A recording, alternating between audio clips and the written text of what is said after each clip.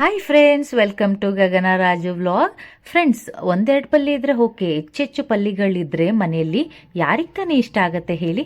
ಅದರಲ್ಲೂ ಅದರ ಆಕಾರ ನೋಡಿದ್ರೇ ಭಯ ಅನ್ಸತ್ತೆ. ಪಲ್ಯಗಳು ಮನೆಯಲ್ಲಿರುವಂಥ ಸಣ್ಣ ಪುಟ್ಟ ಕ್ರಿಮಿಕೀಟಗಳನ್ನೆಲ್ಲ ತಿಂದು ರಕ್ಷಣೆ ಕೊಡುತ್ತೆ. ಆದರೆ ಅಡುಗೆ ಮನೆಯಲ್ಲಿದ್ದಾಗ ಎಲ್ಲಿ ನಾವು ತಯಾರಿಸಿದ ಆಹಾರದಲ್ಲಿ ಬಿದ್ದೋಗುತ್ತೋ ಅನ್ನೋ ಭಯ ಇರುತ್ತೆ.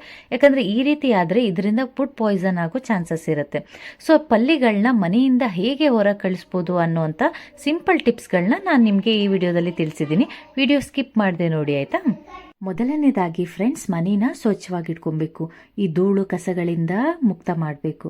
ಅಡುಗೆ ಮನೆಯಲ್ಲಿ ನಾವು ಅಡುಗೆ ತಯಾರಿಸಿದ ನಂತರ ಎಲ್ಲನೂ ಸ್ವಚ್ಛವಾಗಿ ಇಡಬೇಕಾಗತ್ತೆ. ತರಕಾರಿಗಳನ್ನೆಲ್ಲ ಕಟ್ ಮಾಡಿದಾಗ ಅಥವಾ ಉಳಿದಿರೋ ಆಹಾರಗಳನ್ನ ನಾವು ಡಸ್ಟ್ಬಿನ್ನಿಗೆ ಎಲ್ಲಿಗಾದ್ರೂ ಹಾಕಿದಾಗ ಸೊ ಅದನ್ನೆಲ್ಲ ಪ್ರತಿದಿನ ಕ್ಲೀನ್ ಮಾಡ್ತಾ ಇರಬೇಕಾಗತ್ತೆ. ಇಲ್ಲ ಅಂತಂದರೆ ಈ ರೀತಿ ಕ್ರಿಮಿಕೀಟಗಳು, ಸೊಳ್ಳೆ, ಪಲ್ಯ ಅಂತಹ ಕ್ರಿಮಿಗಳನ್ನ ನಾವು ಆಹ್ವಾನ ಮಾಡಿದಾಗ ಆಗುತ್ತೆ. ಫ್ರೆಂಡ್ಸ್, ಪಲ್ಲಿಗಳಿಗೆ ಬೆಚ್ಚನೆಯ ವಾತಾವರಣ ತುಂಬ ಇಷ್ಟ ಆಗುತ್ತೆ. ಹಾಗಾಗಿ ಬೆಚ್ಚಗಿರುವಂತಹ ಜಾಗದಲ್ಲಿ ಪಲ್ಯಗಳು ಹೆಚ್ಚೆಚ್ಚಾಗಿರುತ್ತೆ. ಸೊ ಮನೆ ವಾತಾವರಣನ ತಣ್ಣಗೆ ಇರಾಗಿ ನೋಡ್ಕೋಬೇಕು. ಎ ಸಿ ಇದ್ದರೆ ಎ ಸಿ ಆನ್ ಮಾಡ್ಕೊಳ್ಳೋದು ಒಳ್ಳೆಯದು. ಅಥವಾ ಎ ಸಿ ಇಲ್ಲ ಅಂತಂದರೆ ಎಲ್ಲಿ ಪಲ್ಯಗಳು ಹೆಚ್ಚಾಗಿ ಇದೆ ಅಂತ ಅನ್ಸೋದು ಅಲ್ಲಿ ನೀರನ್ನ ಕೂಡ ಸ್ಪ್ರೇ ಮಾಡೋದ್ರಿಂದ ತಣ್ಣಗಾದಾಗ ಪಲ್ಯಗಳು ಅಲ್ಲಿಂದ ಹೊರ ಹೋಗೋಕ್ಕೆ ಪ್ರಯತ್ನ ಮಾಡುತ್ತೆ. ಎರಡನೇದಾಗಿ ಪೆಪ್ಪರ್ ಸ್ಪ್ರೇನ ಬಳಸೋದು. ಎಲ್ಲಿ ಪಲ್ಯಗಳು ಹೆಚ್ಚಿದೆ ಅನ್ಸುತ್ತೆ ಆ ಜಾಗಕ್ಕೆ ಪೆಪ್ಪರ್ ಸ್ಪ್ರೇ ಮಾಡೋದ್ರಿಂದ ಅದರ ಘಾಟಿಗೆ ಅಲ್ಲಿ ಪಲ್ಯಗಳು ಬರೋದು ಸ್ಟಾಪ್ ಆಗುತ್ತೆ. ಪೆಪ್ಪರ್ ಸ್ಪ್ರೇ ಇಲ್ಲ ಅಂತಂದರೆ ಕಾಳುಮೆಣಸನ್ನು ಪುಡಿ ಮಾಡಿ ಅದನ್ನು ಕೂಡ ನೀರಲ್ಲಿ ಕಲಸಿ ಆ ಜಾಗಕ್ಕೆ ಸ್ಪ್ರೇ ಮಾಡೋದ್ರಿಂದ ಪಲ್ಯಗಳು ಕಂಟ್ರೋಲಿಗೆ ಬರುತ್ತೆ. ಸೊ ಸ್ಪ್ರೇ ಮಾಡುವಾಗ ನಿಮ್ಮ ಕಣ್ಣುಗಳು ಹಾಗೆ ಕೈಗಳ ಬಗ್ಗೆ ಜಾಗ್ರತೆ ವಹಿಸೋದು ಒಳ್ಳೆಯದು.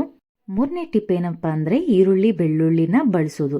ಈರುಳ್ಳಿ ಬೆಳ್ಳುಳ್ಳಿಗಳು ತುಂಬ ಘಾಟು ಸ್ವಭಾವವನ್ನು ಹೊಂದಿರೋದ್ರಿಂದ ಪಲ್ಯಗಳು ಇದನ್ನು ಕತ್ತರಿಸುವಂತಹ ಜಾಗದಲ್ಲಿ ಇರೋದಿಲ್ಲ. ಸೊ ಹಾಗಾಗಿ ಈರುಳ್ಳಿ ಬೆಳ್ಳುಳ್ಳಿನ ಕತ್ತರಿಸಿ ಎಲ್ಲಿ ಪಲ್ಯಗಳು ಹೆಚ್ಚಾಗಿದೆ ಆ ಜಾಗದಲ್ಲಿ ಒಂದೊಂದು ಪೀಸ್ ಇಡೋದ್ರಿಂದ ಆ ಘಾಟಿಗೆ ಪಲ್ಯಗಳು ಹತ್ತಿರ ಬರೋದಿಲ್ಲ. ಅಥವಾ ನೀರಿಗೆ ಈರುಳ್ಳಿ ಬೆಳ್ಳುಳ್ಳಿನ ಪೇಸ್ಟ್ ಮಾಡಿ ಅದನ್ನು ನೀರೆಲ್ಲ ಕಲಸಿ ನೀವು ಆ ಜಾಗಕ್ಕೆ ಸ್ಪ್ರೇ ಮಾಡೋದ್ರಿಂದ ಪಲ್ಯಗಳು ಮತ್ತೆ ಬರೋದಿಲ್ಲ. ಹಾಗಾಗಿ ಮೊಟ್ಟೆಯ ಸಿಪ್ಪೆಯ ವಾಸನೆಗೆ ಕೂಡ ಪಲ್ಯಗಳು ಹತ್ರ ಬರೋದಿಲ್ಲ. ಎಲ್ಲಿ ಪಲ್ಯ ಹೆಚ್ಚಿದೆ ಅಂತ ನಿಮಗೆ ಅನ್ಸುತ್ತೋ ಅಲ್ಲಿ ಮೊಟ್ಟೆಯ ಸಿಪ್ಪೆಯನ್ನು ಸ್ವಲ್ಪ ಇಟ್ಟರೆ ನೆಕ್ಸ್ಟ್ ಪಲ್ಯಗಳು ಬರೋದು ಕಂಟ್ರೋಲಿಗೆ ಬರುತ್ತೆ. ಹಾಗೆ ಕರ್ಪೂರದ ವಾಸನೆಗೂ ಕೂಡ ಪಲ್ಯಗಳು ಹತ್ರ ಬರೋದಿಲ್ಲ. ಕರ್ಪೂರನ ಕೂಡ ಪಲ್ಯಗಳು ಹೆಚ್ಚಾಗಿರುವಂಥ ಜಾಗದಲ್ಲಿ ಇಡಿ. ಕಾಫಿ ಪುಡಿಯನ್ನು ಕೂಡ ಮೂಲೆಗಳಲ್ಲಿ ಒಂದು ಸಣ್ಣ ಬಟ್ಟೆಯಲ್ಲಿ ಕಟ್ಟಿ ಇಡೋದ್ರಿಂದ ಅದರ ವಾಸನೆಗೂ ಕೂಡ ಹಲ್ಲಿಗಳು ಹತ್ರ ಬರೋದಿಲ್ಲ.